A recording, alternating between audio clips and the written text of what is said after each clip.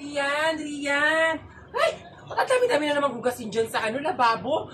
Wala pa itong mga balak ng mga anak maghugas. Araw-araw na lang.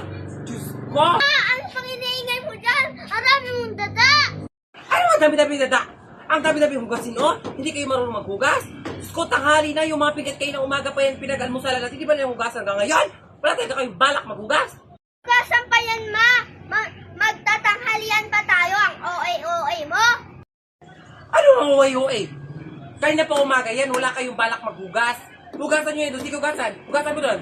Ano ba hindi marunong maghugas? Sino ba kumain dito? Nakakabwit ka! Ay! Ano yun? Aber! Talaga magdadabog ka pa kasi paghugas? Di ka marunong magdaan-daan? Kailangan ba talaga magdabog?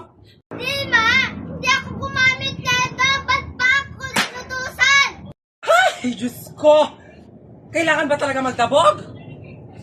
Ilang beses na sinabi, pagkatapos kumain, hugasan yung mga kinainan. Hindi na mahugas-hugasan yung kinakainan dyan.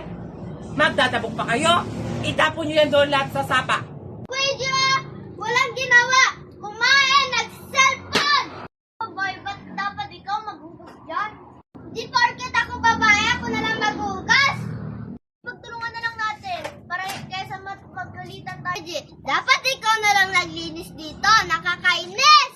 Ay nako Rian, ikaw ang babae, ikaw na maghugas para di na tayo mapagalitan yung mama. Hindi ako pwede, ang dami mong sinasabi, ito sa'yo!